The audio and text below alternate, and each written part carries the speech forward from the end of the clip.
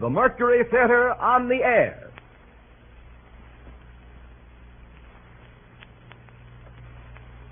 The Columbia Broadcasting System takes pleasure once again in bringing you Orson Welles and the Mercury Theater on the air in the unique summer series which signalizes radio's first presentation of a complete theatrical producing company. In tonight's performance, the sixth in a group of 9 weekly broadcasts, the regular CBS stations are joined by a coast-to-coast network of the Canadian Broadcasting Corporation. Here is Orson Welles himself, the director of the Mercury Theater, star and producer of these programs, to tell you about tonight's play. Mr. Welles. Wherever you are in the world, an hour and a half from now, there will come to you through these same radio facilities the voice of the President of the United States. Until then, here is another president. His words, at least, which on Monday, August the 15th, 1938, are still entirely alive, and his person preserved in a fine and very famous play. His words we have collected for this broadcast from many sources, from letters and speeches, debates and proclamations, and from the written record of his own private conversation. They amount to a testament of his abiding faith in this, our land of the free. Much of it you will recognize, and much of it is as new as though this microphone were in the White House tonight.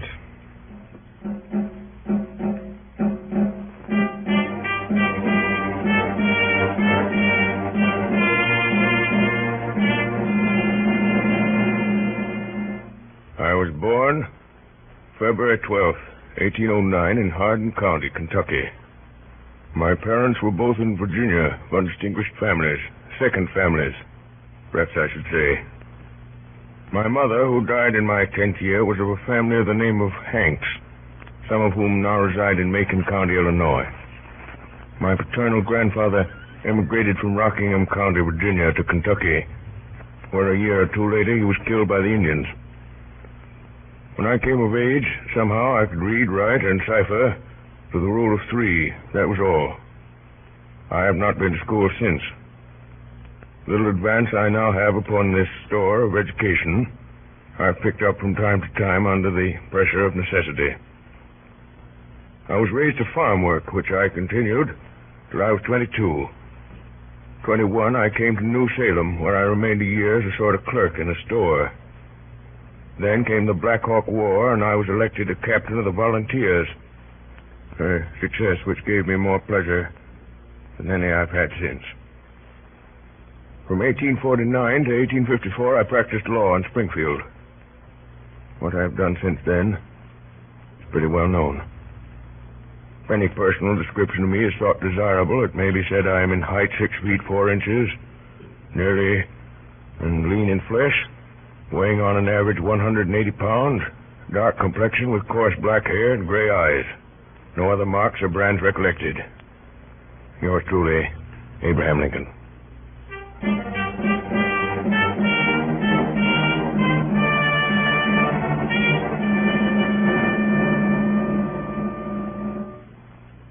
Gentlemen, you said this was a great evening for me. It is. And I'll say more than I mostly do because it is.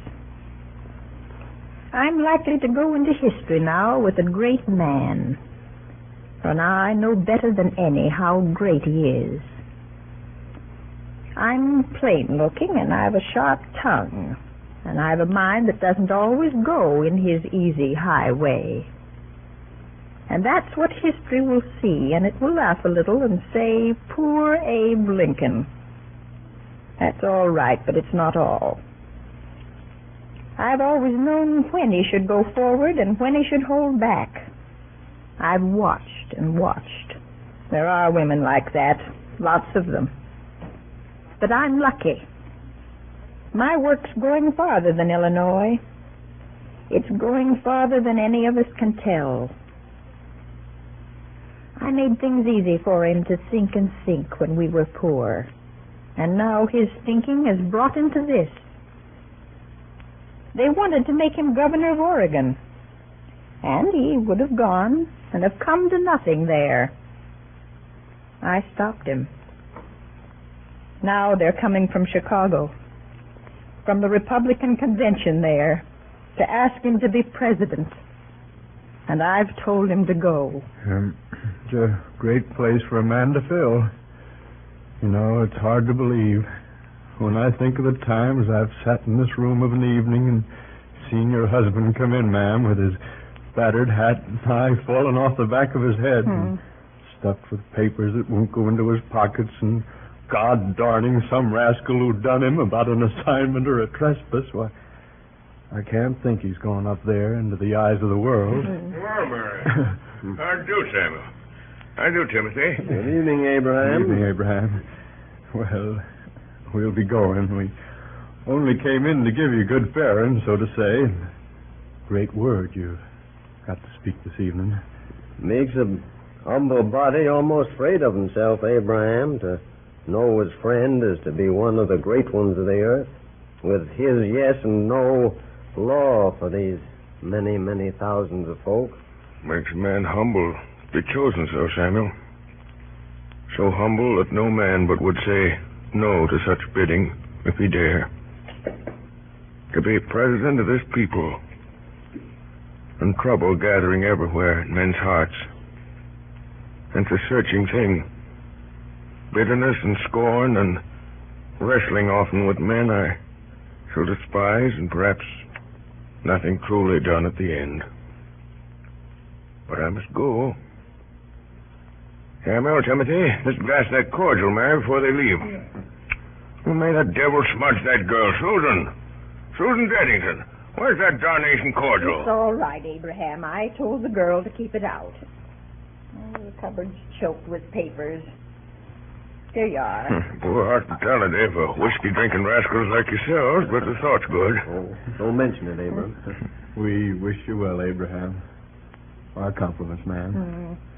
Samuel, I give you the United States of America and Abraham Lincoln. Thank you. Samuel, Timothy, I drink to the hope of honest friends. Mary, the friendship. I'll need that always, for I've a queer, anxious heart. Give you the United States of America. Well, good night, Abraham. Good night, ma'am. Good night. Night, ma'am. Good night, Mr. Stone. Good night, Mr. Good night, Cutler. Samuel. Night, Timothy. Thanks for coming. You'd better see them in here. 5 minutes to 7. You're sure about it, Mary? Yes. Aren't you? We mean to set bonds to slavery. The South will resist. They may try to break away from the Union. If the Union is set aside, America will crumble. Saving of it may mean blood. Who is to shape it all if you don't? There's nobody. I know it. Then go. Go. The gentlemen have come. I'll come to them. I'll send them in. Abraham, I believe in you. I know. I know.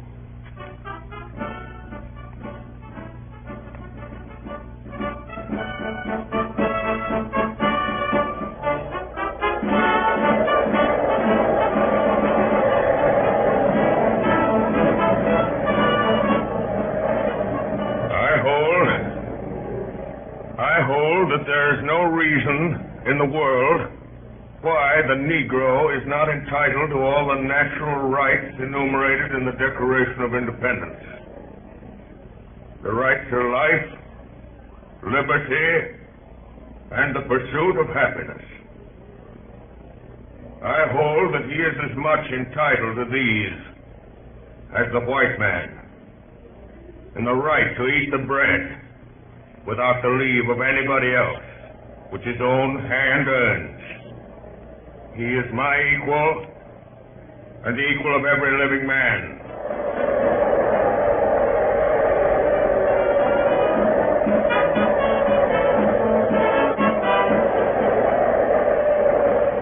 December 6, 1860. Republican Party 180 out of 303 electoral votes. 1,857,000 out of 4,645,000 popular votes. Lincoln elected president.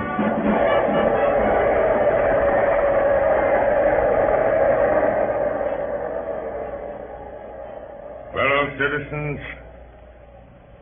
of the Senate and House of Representatives,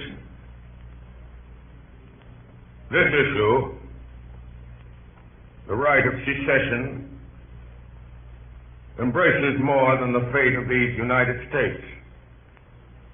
It presents to the whole family of man the question whether a constitutional republic or democracy, a government of the people, by the same people, can or cannot maintain its territorial integrity against its own domestic forces. It presents the question whether discontented individuals, too few in numbers to control administration, can always, upon the pretenses or arbitrarily without any pretense, break up their government and thus practically put an end to free government upon the earth. Is there in all republics this inherent and fatal weakness? Must the government of necessity be too strong for the liberties of its own people, or too weak to maintain its own existence? The common feeling in the South, Mr. Seward, that as Secretary of State, you are the one man here at Washington to see this thing with large imagination. I say this with no disrespect to the President. But what does his experience of great affairs of state amount to beside yours, Mr. Seward? My support of the President is, of course, unquestionable, Mr. Jennings. Oh, entirely. But how can your support be more valuable than in lending him your unequaled understanding? You understand, of course, that I can say nothing officially. These are nothing but informal suggestions. But I may tell you that I am not unsympathetic. I was sure that that would be so. Yes, come in. The President is coming up the stairs, sir. Thank you. This is unfortunate. Say nothing and go at once. Here he is. Good morning, Mr. Seward. Good morning, Miss Jennings. Good morning, Mr. President. And I'm obliged to you for calling, Mr. Jennings. Good morning. Perhaps Mr. Jennings could spare me 10 minutes. Say 5 minutes. I'm anxious always for any opportunity to exchange views with our friends of the South. Much enlightenment may be gained in 5 minutes. Excuse, I beg you, Mr. Seward will allow us. By all means. Shall I leave you? Leave us, but why? I may want your support, Mr. Secretary, if we should not wholly agree. Well, Mr. Jennings, you have messages for us. Mr. Jennings, in his anxiety for peace, was merely seeking the best channel through which suggestions could be made. To whom? To the government. The head of the government is here. But, Come, sir. What is it? It's this matter of Fort Sumter, Mr. President. Yes? If you withdraw your garrison from Fort Sumter, it won't be looked upon as weakness in you. We believe that the South at heart does not want secession. It wants to establish the right to decide for itself. The South wants the stamp of national approval upon slavery. Can't have it. Mr. President, if I may say so, you don't quite understand. Does Mr. Seward understand? I believe so. You are wrong. He doesn't understand because you didn't mean him to. I don't blame you. You think you're acting for the best. You think you've got an honest case, but I'll put your case for you, and I'll put it naked. Many people in this country want abolition, many don't. But every man, whether he wants it or not, knows it may come. Why does the South propose secession? Because it knows abolition may come and it wants to avoid it. I said the other day that Fort Sumter would be held as long as we could hold it. I said it because I know exactly what it means. I see how it is. You may force freedom as much as you like, but we are to beware how we force slavery. Couldn't be put better, Mr. Jennings. That's what the union means. It is a union that stands for common right. We are not enemies, but friends. We must not be enemies. Though passion may have strained, do not allow it to break our bonds of affection. That is our answer. Tell them that. Will you tell them that? You are determined? I beg you to tell them. It shall be as you wish. Implore them to order your troops' return. You can telegraph it now from here. Will you do that? If you wish it. But it will do no good, Mr. Lincoln. They won't give way. It's a grave decision. Terribly grave. For all of us. Morning, Mr. Jennings. So this won't do. You don't suspect, Mr. I do President? not, but let us be plain. No man can say how wisely, but Providence has brought me to the leadership of this country with a task before me greater than that which rested on Washington himself. When I made my cabinet, you were the first man I chose. I do not regret it. I think I never shall. But remember, faith earns faith.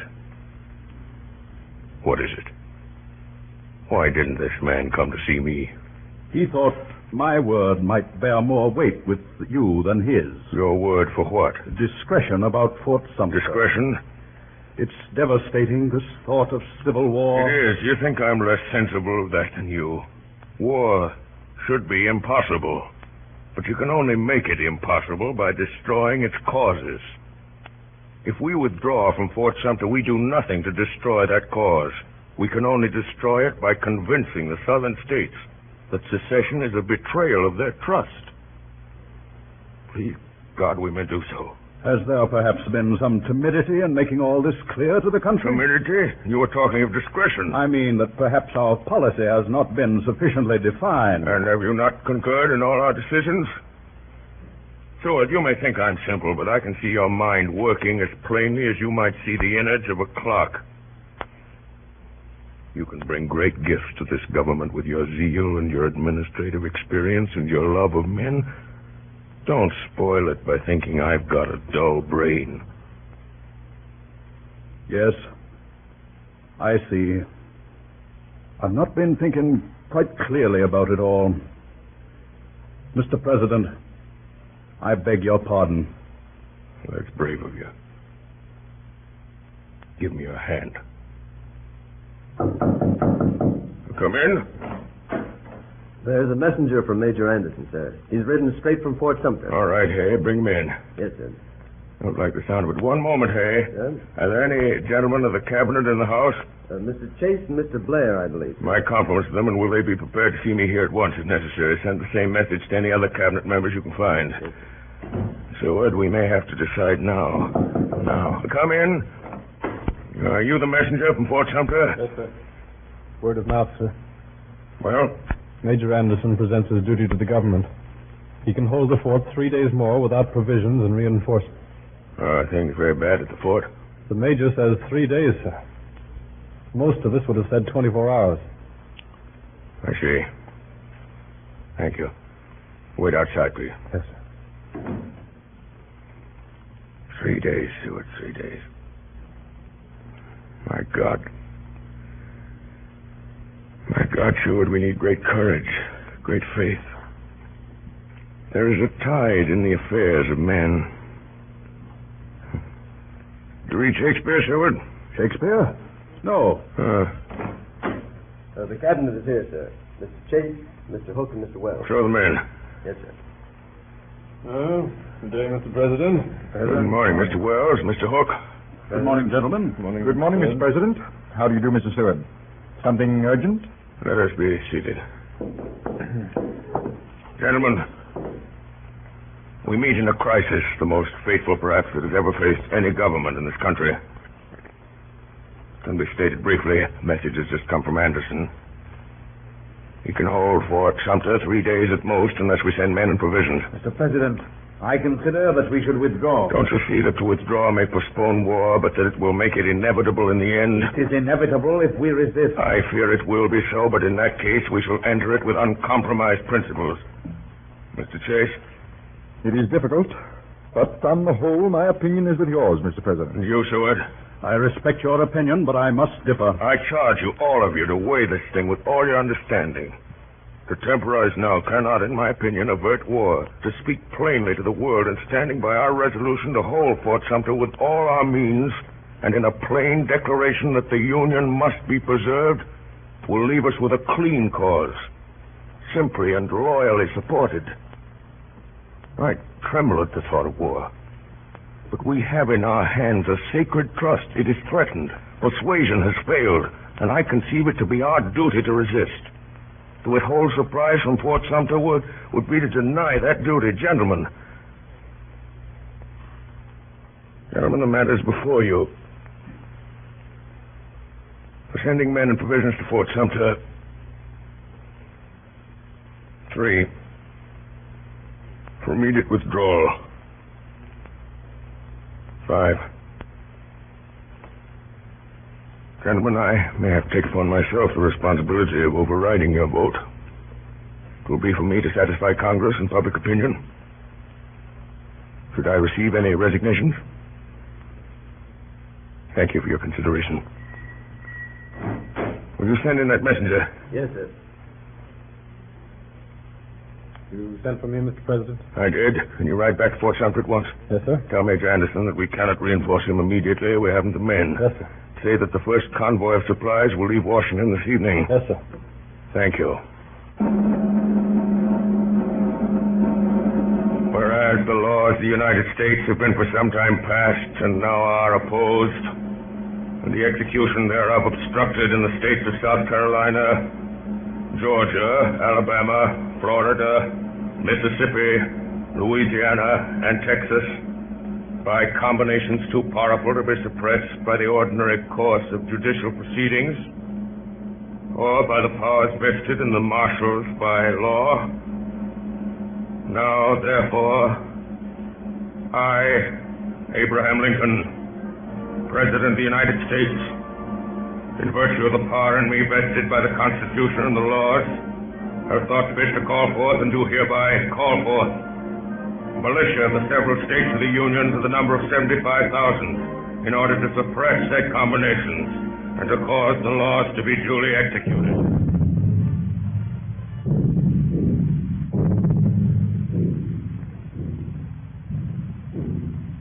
You are listening to Orson Welles as Abraham Lincoln in Columbia's presentation of the Mercury Theater on the Air. The broadcast is an adaptation of John Drinkwater's Abraham Lincoln with original Lincoln speeches. The drama will continue in just a moment. This is the Columbia Broadcasting System.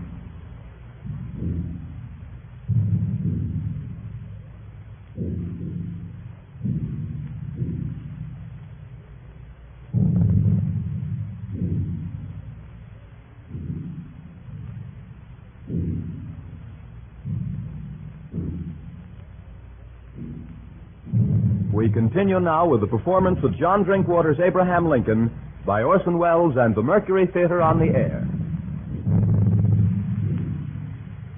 Fellow citizens of the Senate and the House of Representatives, the war continues, and it continues to develop. That the insurrection is largely, if not exclusively, a war upon the first principle of popular government, the rights of the people. It is not needed nor fitting here that a general argument should be made in favor of popular institutions, but there is one point to which I ask a brief attention. It is assumed that labor is available only in connection with capital, that nobody labors unless somebody else owning capital somehow by the use of it induces him to labor. This assumed, it is next considered whether it is best that capital shall hire laborers and thus induce them to work by their own consent, or buy them and drive them to it without their consent. Having proceeded that far, it is naturally concluded that all laborers are either hired laborers or what we call slaves. And further, it is assumed that whoever is once a hired laborer is fixed in that condition for life. Now, there is no such relation between capital and labor as assumed. Nor is there any such thing as a free man being fixed for life in the condition of a hired laborer. Both these assumptions are false, and all inferences from them are groundless. Labor is prior to and independent of capital. Capital is only the fruit of labor, and could never have existed if labor had not first existed. No men living are more worthy to be trusted than these who toil up from poverty. Let them beware of surrendering a political power which they already possess, and which, if surrendered, will surely be used to close the door of advancement against such as they, and to fix new disabilities and burdens upon them, till all of liberty shall be lost. Good morning, gentlemen. I've just had my summons. Is there some special news? Yes, McClellan has defeated Lee at Antietam. It's our greatest success. They ought not to recover from it. The tide is turning. Have you seen the president, Mrs. Stanton? I've just been with him. Well, what does he say? He only said at last. He's coming directly. He'll bring up his proclamation again. In my opinion, it's inopportune. I thought we had learned by now that the president is the best man among us. There's a good deal of feeling against him everywhere, I find. He is the one man with character enough for this business. There are other opinions. Yes, but not here, surely, Mr. Hook. It's not for me to say, but there are some who would have acted differently. And you may depend upon it that they would not have acted so wisely, Mr. Hook. I don't altogether agree with the president, but he's the only man I should agree with at all. Is Lee's army broken? Not yet, but it is in grave danger. Why doesn't the president come? I think this news was nothing. I must say I'm anxious to know what he has to say about it all. I shall oppose it if it comes up. He may say nothing about it. I think he will. Gentlemen, the president. Morning, gentlemen. Good morning, Mr. President. Good morning. Great news we hear. If we leave things with the army now to take that course, why, we ought to see through our difficulties. An exciting morning, gentlemen. I feel rather excited myself. I find my mind not at its best in excitement. Will you allow me to read you something? It's not long, and it may compose us all. It is Artemus Ward's latest. High-handed outrage at Utica. In the fall of 1856, I showed my show in Utica, a truly great city in the state of New York. People gave me a cordial reception. The press was loud in her praises. One day I was given a description of my beasts and snakes in my usual flowery style, when what was my consternation, and so in my cage containing my wax figures of the Lord's Last Supper, I says, but up comes a fella and seized Judas Iscariot by the feet and dragged him out on the ground. He then commenced for to pound him as hard as he could. What under the sun are you about? Cried I. Says he, what did you bring this pusillanimous cuss here for? And he hit the wax figure another tremendous blow on the head. Says I, you egregious ass, that is a wax figure, representation of the false apostle. Says he, that's all very well for you to say, but I tell you, old man, that Judas Iscariot can't show himself in Utica with importunity by a downside, with which observation he caved in Judas's head. Young man belonged to one of the first families in Utica. I sued him, and the jury brought in a verdict of arson in the third degree. Gentlemen, I'd give up office if I could write like that. May we now consider affairs of state? Yes, we may. Mr. Hook says, yes, we may. Thank you. Oh, no, thank Mr. Hook. McClellan is in pursuit of Lee, I suppose. You suppose a good deal, but for the first time, McClellan has the chance of being in pursuit of Lee, and that's the first sign of their end. If McClellan doesn't take his chance, we'll move Grant down to the job. Grant drinks. Well, then tell me the name of his brand. I'll send him some barrels. He wins victories. Is there any other business? There is. Some weeks ago, I showed you a draft I made, proclaiming freedom for all slaves. You thought then it was not the time to issue it. I agreed. I think now the moment has come. I will read it. Here it is again. It is proclaimed that on the first day of January, in the year of our Lord, 1863, all persons held as slaves within any state, the people whereof shall then be in rebellion against the United States, shall be then, thenceforward, and forever free. I must oppose the issue of such a proclamation at this moment in the most unqualified terms. I do not quite understand, Mr. President, why you think this the precise moment. Believe me, gentlemen, I have considered this matter with all the earnestness and understanding of which I am capable. But when the New York Tribune urged you to come forward with a clear declaration 6 months ago, you rebuked them. Because I thought the occasion not the right one. My duty, it has seemed to me, has been to be loyal to a principle and not to betray it by expressing in action at the wrong time.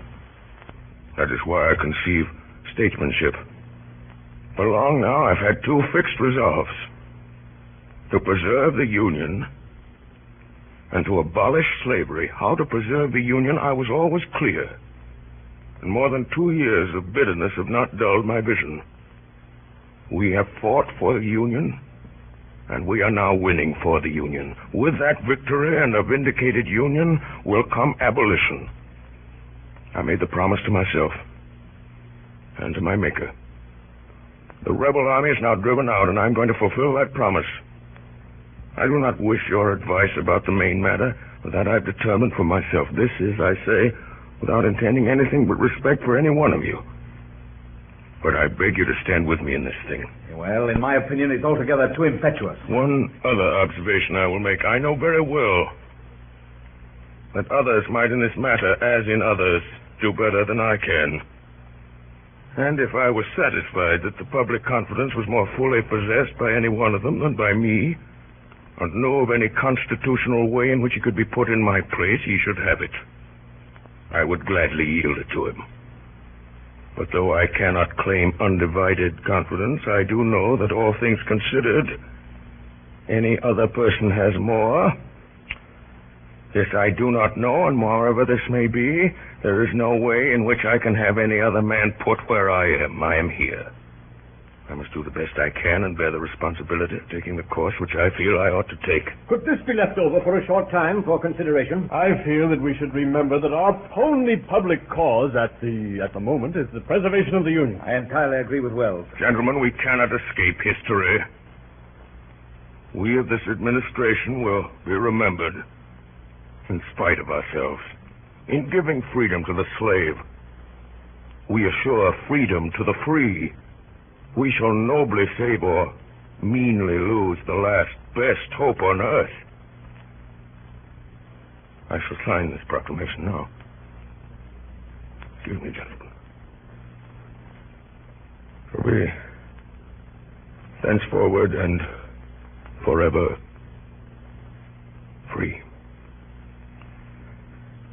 Gentlemen, I pray for your support. Good day. Good day, sir.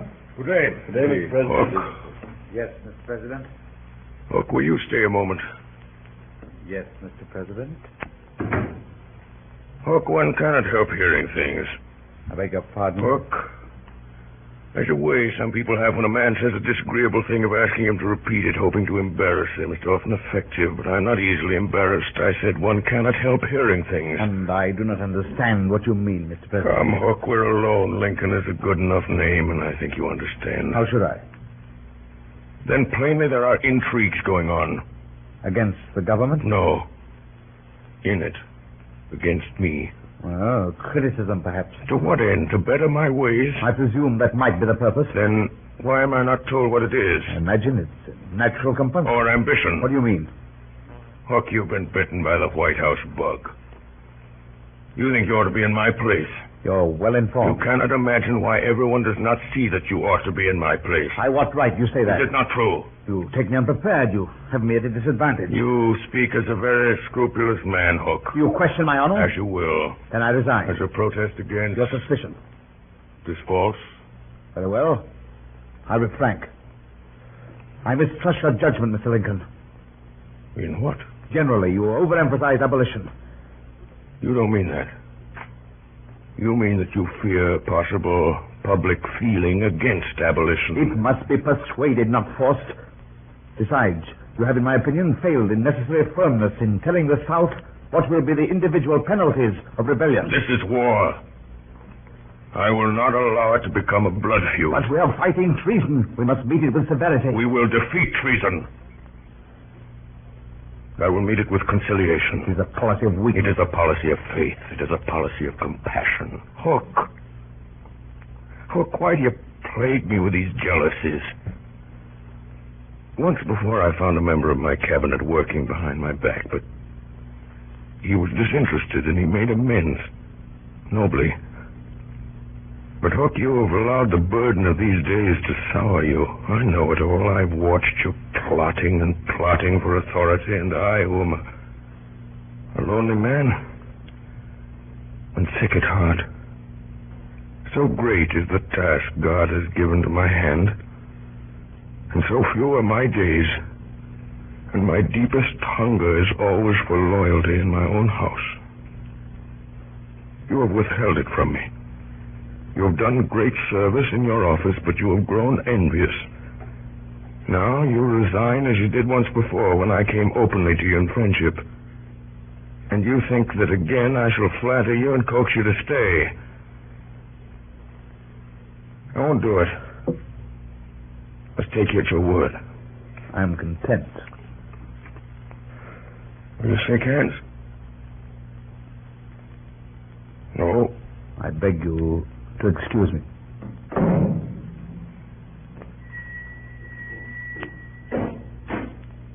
Yes, Mr. President?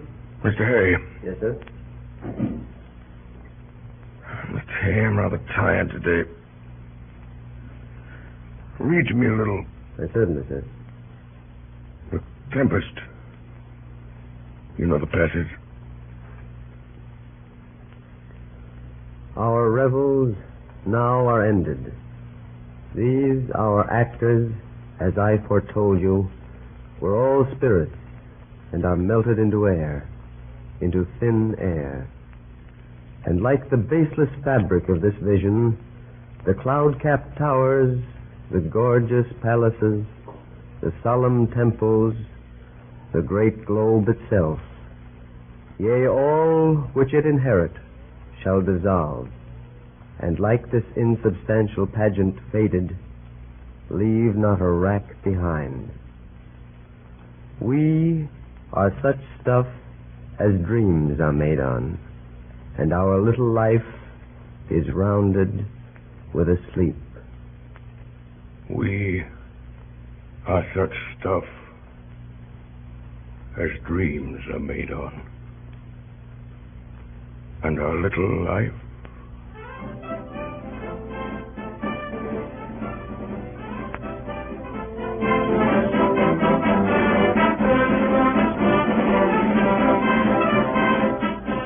ordered that the 4th day of April, 1865, be the day for a general movement of all the land and naval forces of the United States against the insurgent forces. That especially the Army of the Potomac, the Army of Western Virginia, the Army near Munfordville, Kentucky, the Army and flotilla at Cairo, and a naval force in the Gulf of Mexico be ready to move on that day.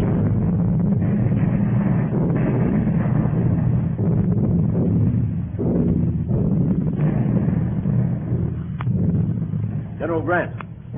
Yes, Dennis? 7:30, sir. An hour and a half. Ought to be something more from Meade by now, Dennis. Yes, sir. Have you wired the president? Yes, sir. Take these papers to Captain Templeman. Ask Colonel West if the 23rd are in action yet. Tell the cook to send some soup at 10 o'clock. Say it was cold yesterday. Yes, sir. Give me that map, Maylands. Yes. There's no doubt about it. Unless Meade goes to sleep, it can only be a question of hours. Lee's a great man, but he can't get out of that. It's already the end, sir. Yes, if Lee surrenders, we can all pack up for home. My God, sir, it'll be splendid, won't it, to be back again? By God, sir, it will. Beg your pardon, sir. You're quite right, Maylands. My boy goes away to school next week. Now I may be able to go down with him, see him settle. Well, Dennis? Colonel West says yes, sir, for the last half hour. The cook says he's sorry, sir. It was a mistake. Tell him to keep his mistakes in the kitchen. I will, sir. His rifles went up this afternoon. Yes, sir. What's that? General Grant. What is it? The president has just arrived, sir. He's in the yard now. Oh, all right, I'll come.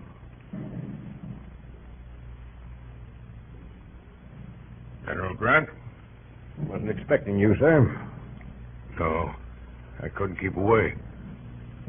How's it going? Meade sent word an hour and a half ago that Lee was surrounded all but 2 miles, which was closing in. And ought about settle it, eh? Unless anything goes wrong in those 2 miles, sir. I'm expecting a further report from Meade every minute. Would there be more fighting? It'll probably mean fighting through the night, more or less. But Lee must realize it's hopeless by the morning. Dispatch, sir. Yes. General Meade, sir. Thank you. You needn't wait. Yes, they've closed the ring. Meade gives them 10 hours. Timed at 8. That's 6 o'clock in the morning. We must be merciful. Bob Lee's been a gallant fellow. Perhaps you'll look through this list, sir. I hope it's the last we shall have. It's a horrible part of the business, Grant. Any shootings? 1. Damn it, Grant, why can't you do without it? Oh, no. No, of course not. Who is it? William Scott says it's rather a hard case. And what is it? He's just on a heavy march, sir, and volunteered for double guard duty to relieve a sick friend. He was found asleep at his post. I was anxious to spare him, but it couldn't be done. It was a critical place at a gravely critical time. When is it to be? Tomorrow at daybreak, sir. I don't see that it'll do him any good to be shot. Where is he? In the barn, I believe, sir. Thanks. Think I'll go see him. I go with you, sir? No, thank you.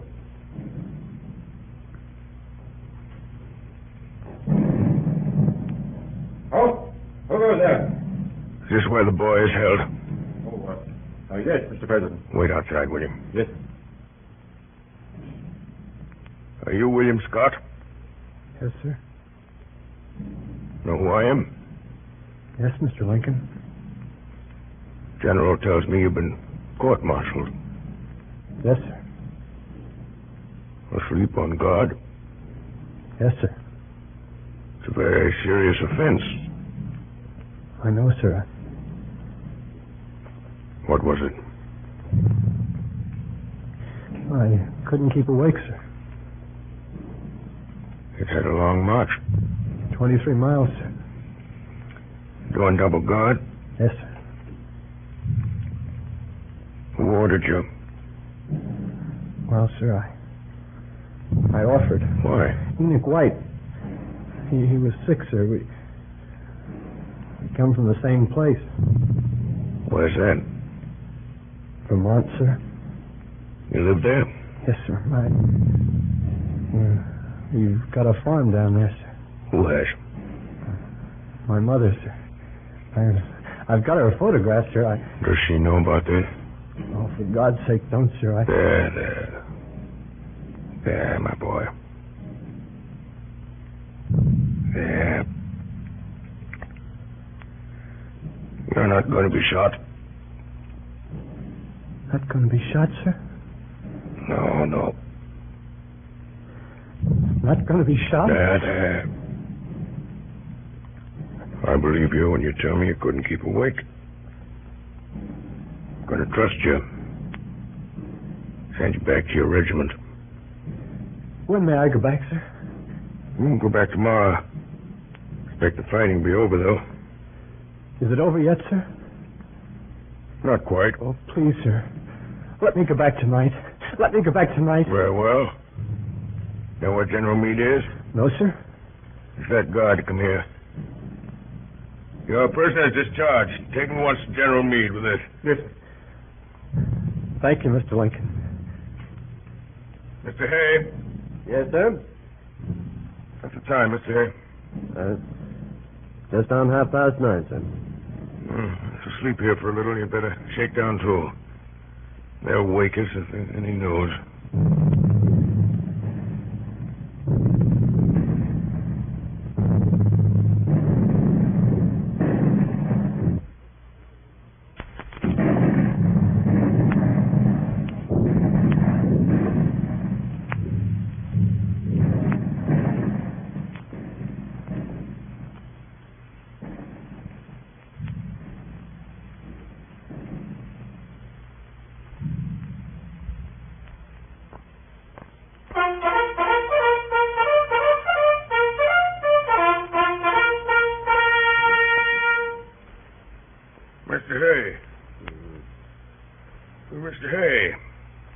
Hello.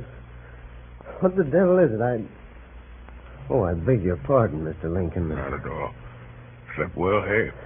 Well, I feel a little crumpled, sir. What's the time?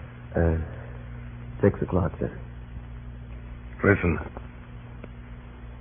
I don't hear anything, Mr. Lincoln. That's just it.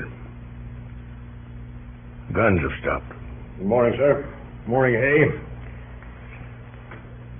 Good morning, General. I didn't disturb you last night. A message has come from Meade. Lee asked for an armistice at 4 o'clock. An armistice? Yes, sir. An armistice? For 4 years, life has been but the hope of this moment. It's strange how simple it is when it comes. Grant, you served the country very truly. Made my work possible, thank you. Had I failed, the fault would not have been yours, sir. I succeeded because you believed in me. Where is Lee? He's coming here. Meade should arrive directly. Where will Lee wait? There's a room ready for him. Will you receive him, sir? Oh, no, Grant. No, that's your affair. You're to mention no political matters. Be generous. I needn't say that. I have written out the terms I suggest. Here they are, sir. Yes, they do you honor. General Meade is here, sir. Ask him to come here. Yes, sir. I learned a good deal from Robert Lee in early days. He's a better man than most of us. This business will go pretty near his heart, sir. I'm glad it's to be done by a brave gentleman, Grant. Congratulations, Meade. You've done well. Thank you, sir. Was there much more fighting? Pretty hot for an hour or two. How long will Lee be? Only a few minutes, I should say, sir. You said nothing about terms. No, sir. Did a boy named Scott come to you? Yes, sir. He went into action at once. He was killed. Killed? Queer world, Grant. Is there any proclamation to be made, sir, about the rebels? I hope There will be no persecution, no bloody work after this war is over. I'll have nothing of hanging or shooting these men, even the worst of them. Frighten them out of the country, open the gates, let down the bars, scare them off, shoo. Enough lives have been sacrificed. Goodbye, Grant. Report at Washington as soon as you can. Mr. President. Yes? Is it known that you return to Washington tomorrow? I think so. Mr. President, I think you take too many risks. On the way here yesterday, you must have passed half a dozen places where a well-directed bullet might have taken you off. Assassination of public officers, not an American crime. Goodbye, gentlemen. Come along, hey? Goodbye, Mr. President. Who is with Lee? Only one of his staff, sir. Dennis, let us know directly General Lee comes. Yes, sir. Well, Meade, it's been a big job. Yes, sir. We've had courage and determination. We've had wits to beat a great soldier. I'd say that to any man. But it's Abraham Lincoln, Meade, who has kept us a great cause clean to fight for. It does a man's heart good to know he's given victory to such a man to handle. Have a drink, Meade? No?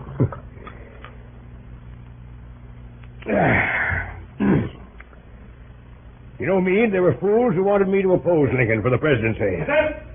General Lee is here, sir. Meade, will General Lee do me the honor of meeting me in here? Where the deuce my hat, Dennis, my sword? Yes, sir. General Lee, sir.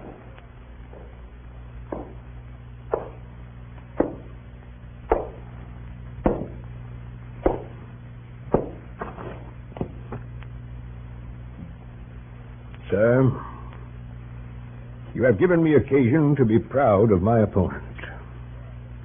I have not spared my strength. I acknowledge its defeat.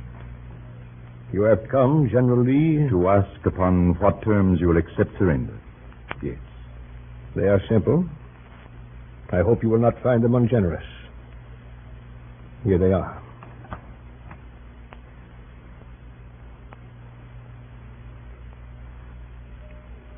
You are magnanimous, sir.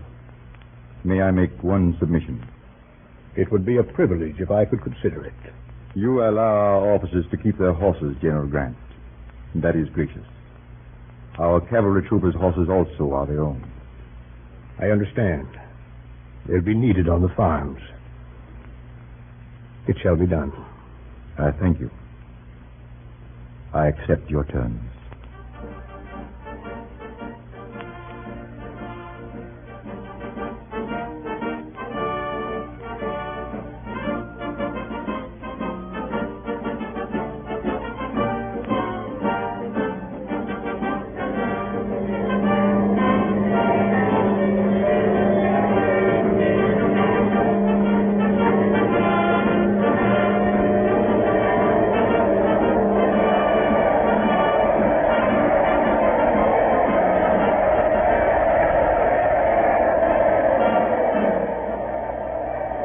My friends, I am touched,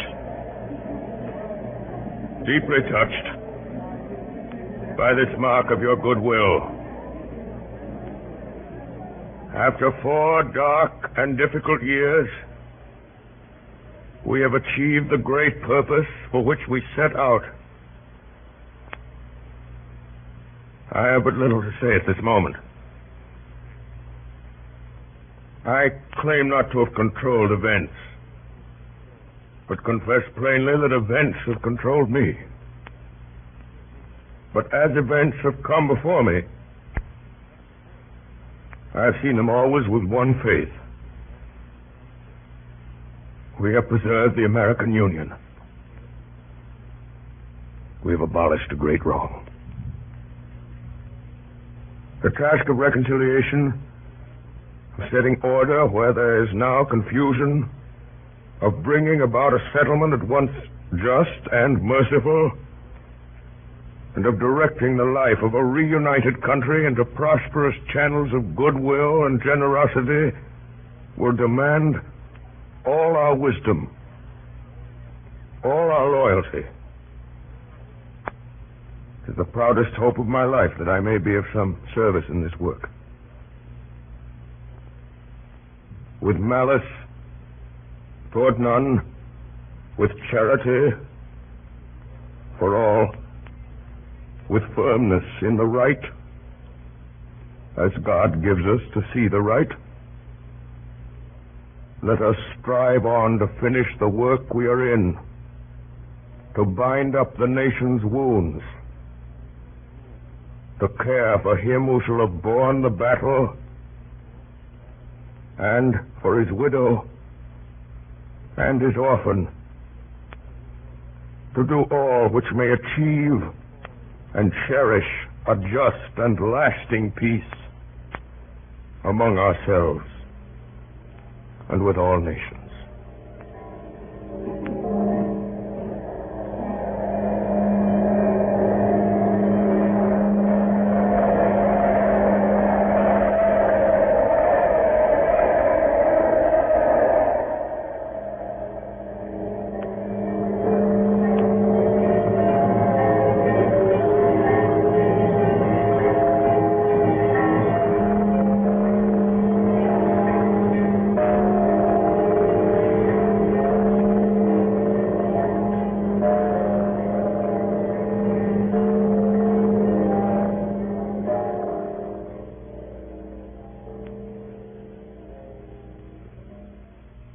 Good Friday, April 14th, 1865. In the morning, there was a cabinet meeting at the White House. Lincoln was in a happy mood. He told Grant and the cabinet of a dream he had dreamed, which had come to him several times before.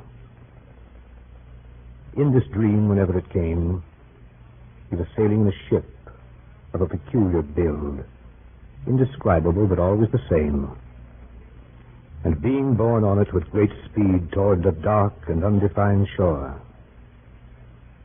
He had always dreamed this before a victory. He dreamed it before Antietam, before Murfreesboro, before Gettysburg, before Vicksburg.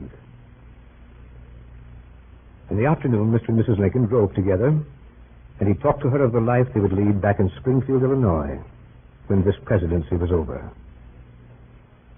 That night, Mr. and Mrs. Lincoln went to Ford's Theater. The theater was crowded. Many officers returned from the war were there and eager to see Lincoln. The play was Our American Cousin. A little after 8 o'clock, Mrs. Abraham Lincoln entered the official box with her husband and their guests following. Sometime after 10 o'clock, at a point in the play which no person present could afterwards remember, a shot was heard in the theater, and Abraham Lincoln fell forward upon the front of the box, unconscious and dying. He was carried to a house near the theater. His sons and closest friends were summoned. A dismal drizzle of rain was falling as the dawn came to Washington after a night of terror. In the streets, men stood in groups discussing the tragedy. Then at 7:30, the tolling of all the church bells in the town and a hush in the streets. Lincoln was dead.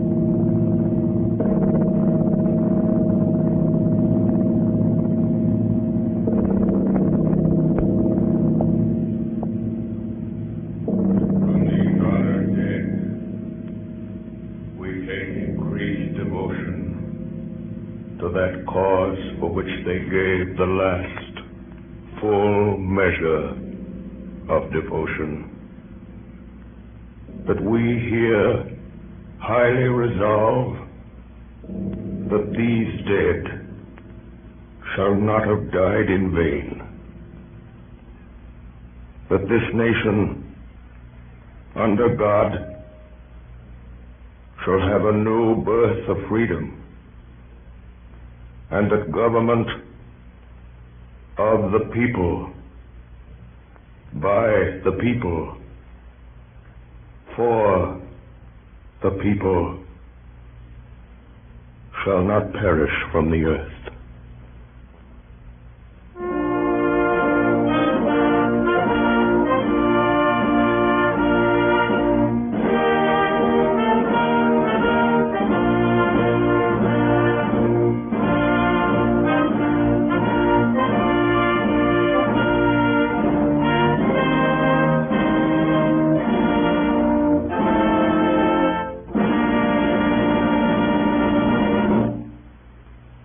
Tonight, the Columbia Broadcasting System, through its affiliated stations coast to coast, and the network of the Canadian Broadcasting Corporation, has brought you a production of Abraham Lincoln by Orson Welles and the Mercury Theater on the Air. The famous play by John Drinkwater was supplemented by many of Lincoln's speeches, excerpts from his debates, proclamations, letters, and accounts of his own private conversations. In the cast this evening were Ray Collins as General Grant, Ed Jerome as General Lee, George Coulouris as Hook, Joseph Holland as Seward, Carl Frank as Scott, Carl Swenson as Hay, William Allen as Dennis, Agnes Moorehead as Mrs. Lincoln, and Orson Welles as Abraham Lincoln. Bernard Herrmann conducted. Dan Seymour speaking. Davidson Taylor supervised for the Columbia Network.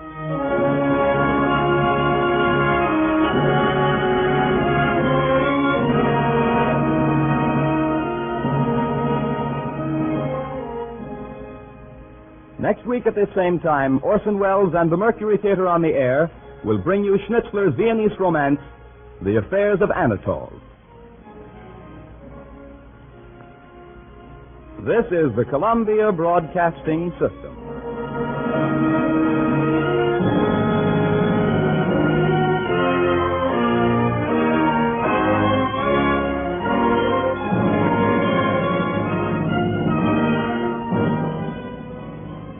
Attention all business owners and aspiring database wizards. If you want to take your data management to the next level, G3PL.com is your ultimate destination for expert Microsoft Access support and training.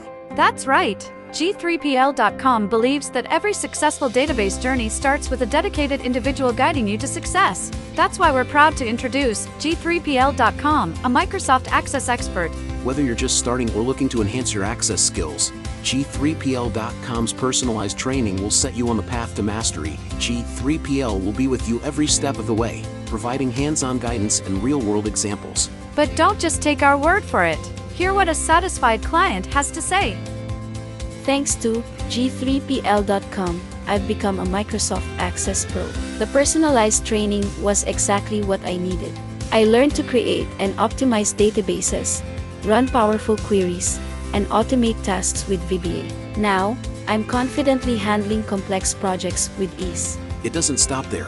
G3PL.com is your go-to for top-notch support and solutions. Exactly. If you're struggling with your existing database, G3PL will troubleshoot, optimize, and fine-tune it to perfection. G3PL.com designed a custom database that transformed our business operations. We needed a streamlined system to manage our services and customer data. Their expertise delivered a tailor-made solution that exceeded our expectations. I can't thank them enough. G3PL.com understands that every project is unique, and we're here to offer individualized attention to your specific needs. So, why wait? Take the leap into the world of Microsoft Access Excellence with G3PL.com. Contact G3PL today and embark on your database journey with an Access expert. Send an email to db@g3pl.net or call 615-420-2040 and ask for Mark to learn more and get started.